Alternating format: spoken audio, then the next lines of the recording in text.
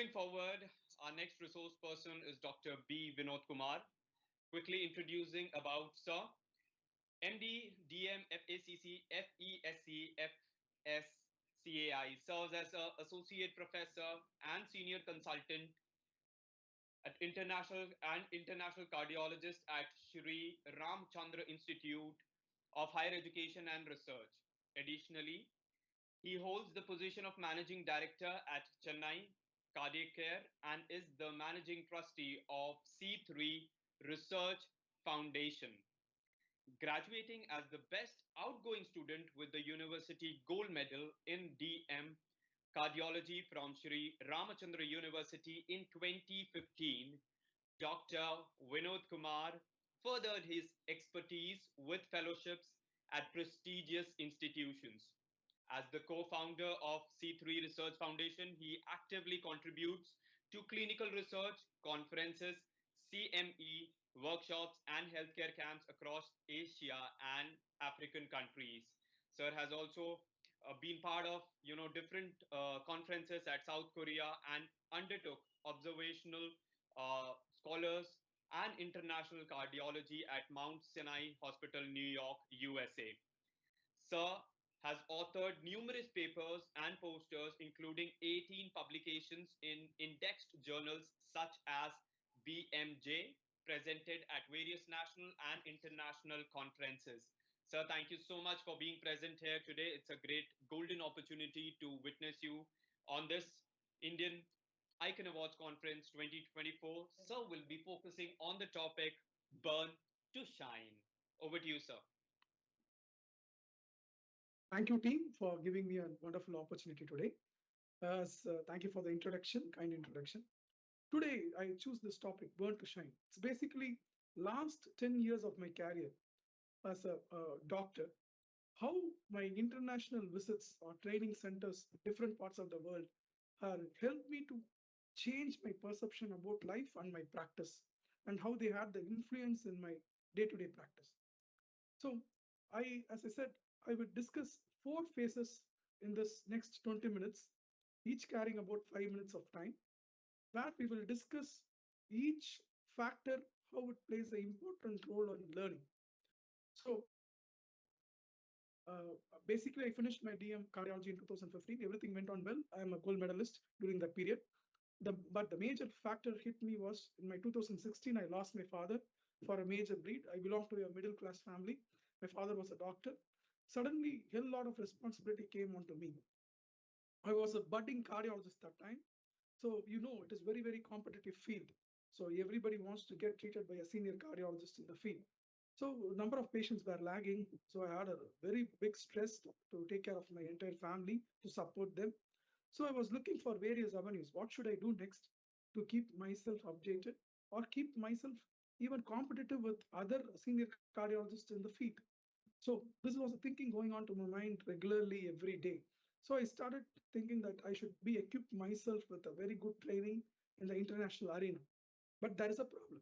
Now, if I go for a long-term training, for example, 1 year or 2 years, then it will be difficult for me to feed my family back home, because all these fellowships they are either meagerly paid or it's very difficult to get paid. But the training will be really excellent. So what I did, I started applying for short-term training programs across the globe. In 2017, I got an opportunity to work with Dr. Shamin Sharma, who is heading the cardiology department at Mount Sinai Hospital, New York. So I discussed this aspect with my mentor, Dr. Muralidharan, who is my teacher. He said you should always take this opportunity.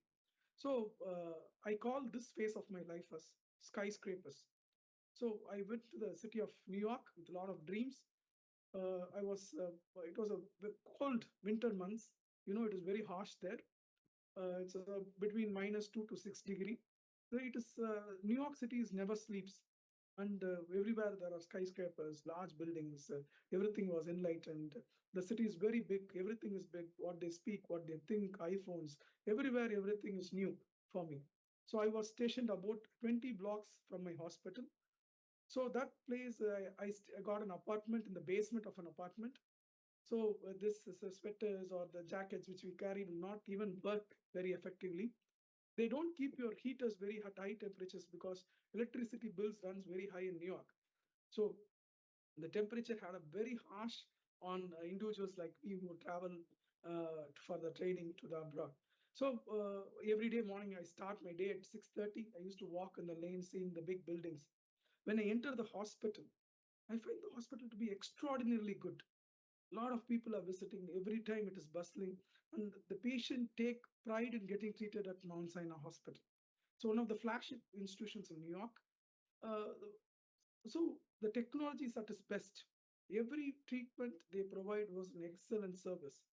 But one thing I noticed, which is very peculiar, which is different from India, was their adaptation to newer technology like documentation. I have been trained in India by paper documentation. When I went there way back in 788 back, they were completely digitalized. Everybody was taking their notes in online. All the patients' records were online. So initially, it took me at least 1 week for me to get adapted to this new scenario.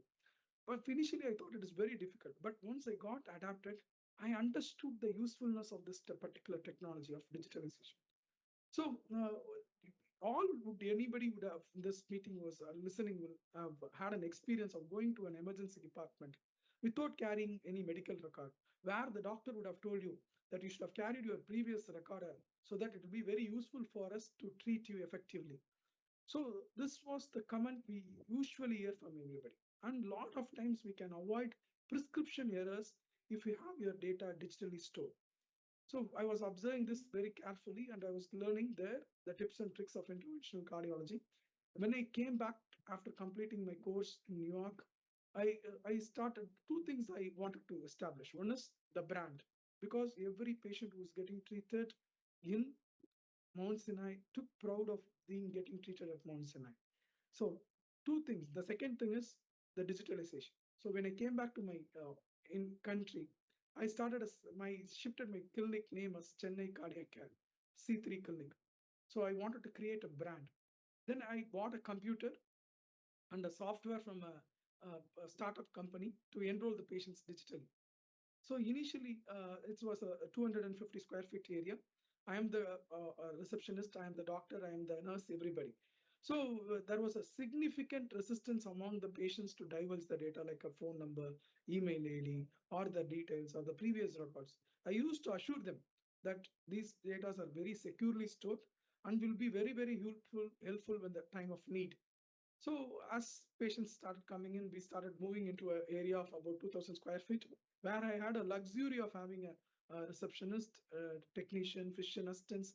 So this process, we continued to collect the data of all the patients every time when they visit our institution. We went penless.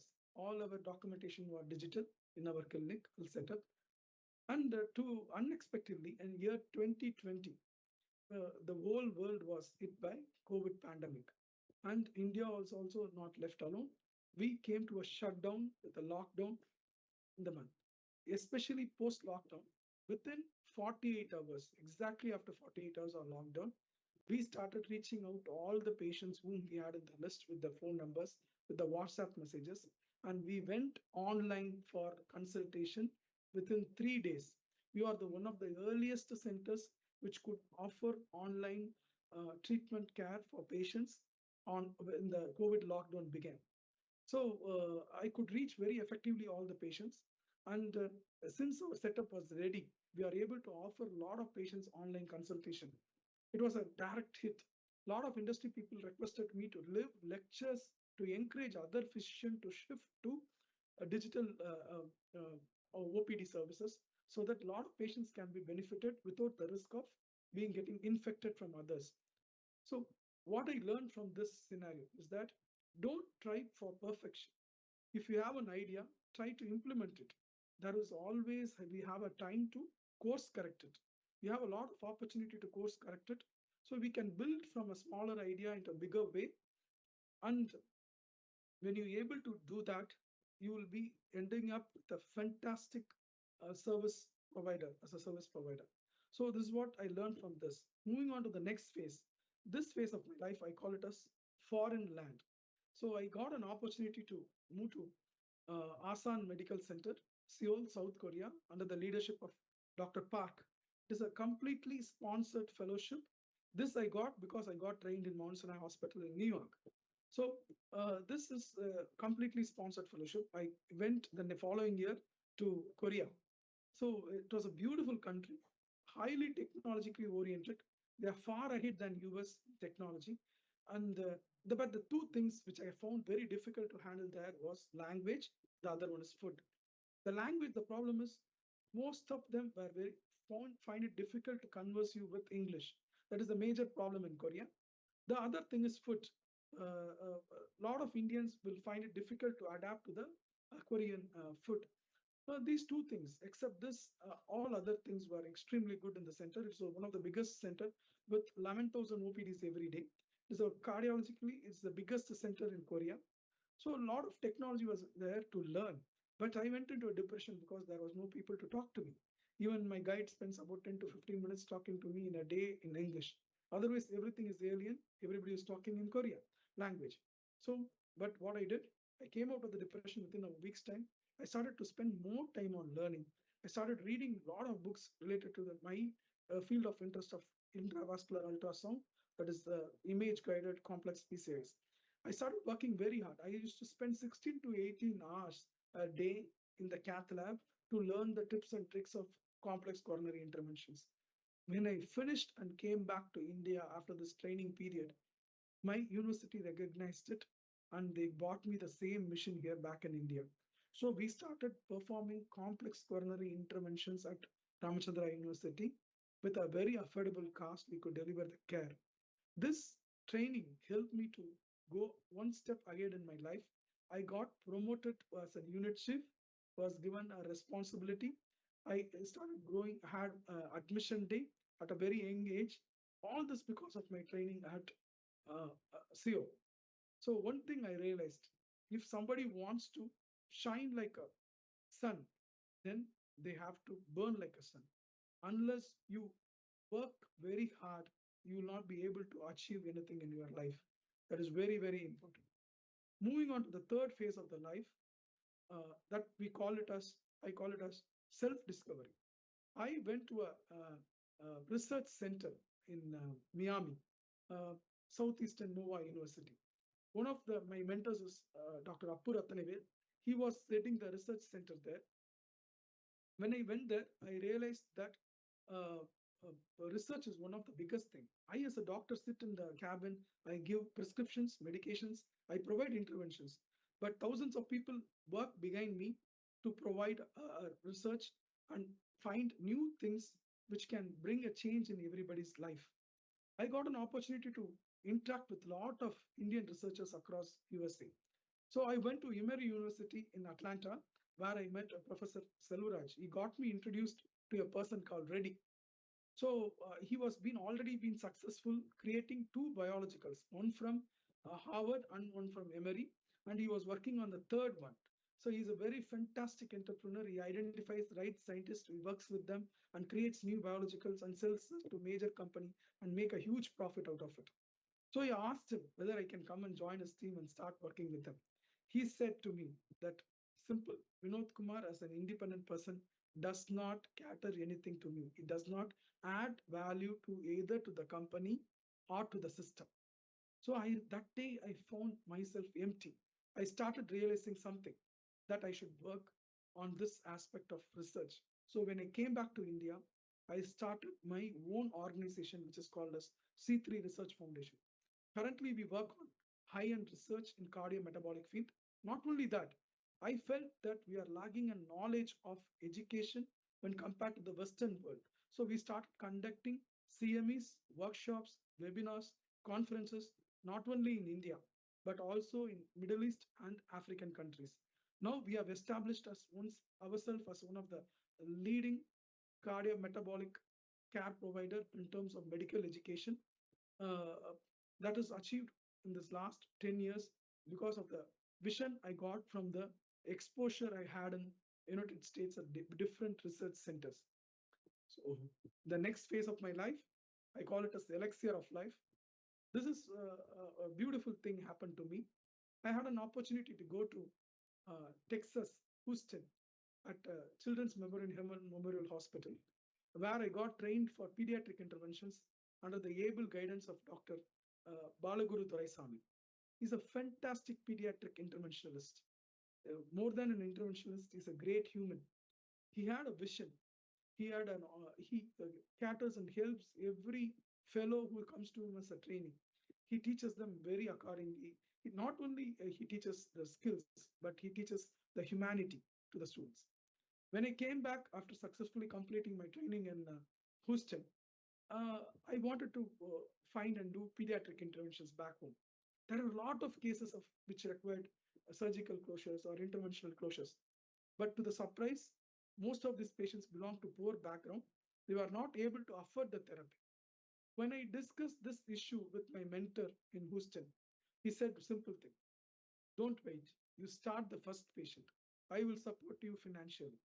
So with that help, I started my first case of pediatric intervention in a child of 6 years. I did a PDA interventional closure. After that, I realized that me alone will not be able to help.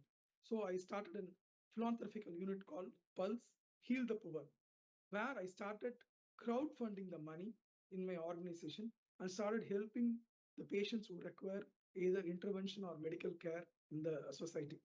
So we are able to address this gap. And similarly, we started a program called Education for All, where we support children from different walks of life, especially destitute children or children belonging to single mother. Currently, we are supporting nearly 32 students to pursue their education, from school education till their engineering or higher educations.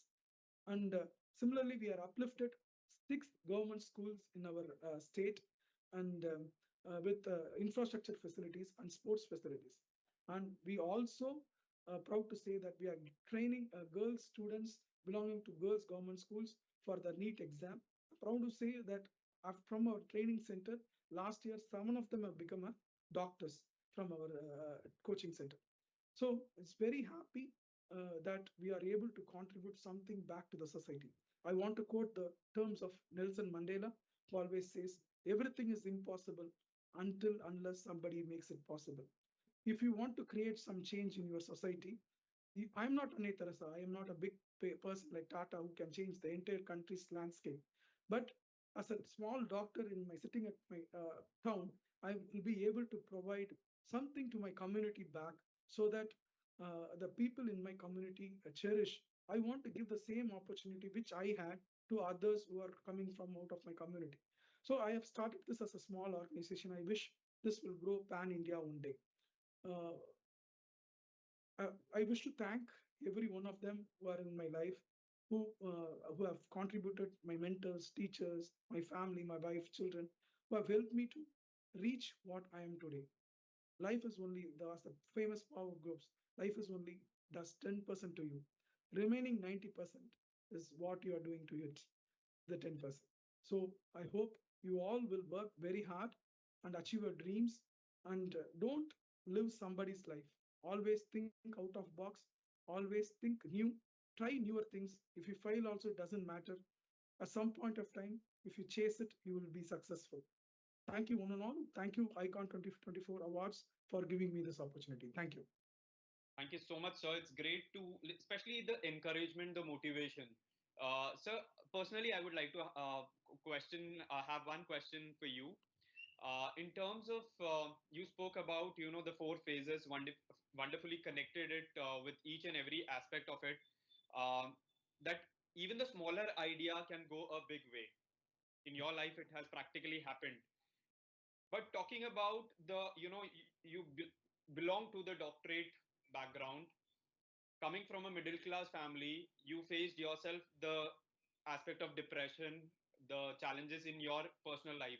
Can you take us through some of, if you're okay with that, uh, how you overcame your personal thoughts of that very time of the depression, and especially being from the middle class family, there is a lot of in minds of especially youngsters that if we are from this background we cannot go that big.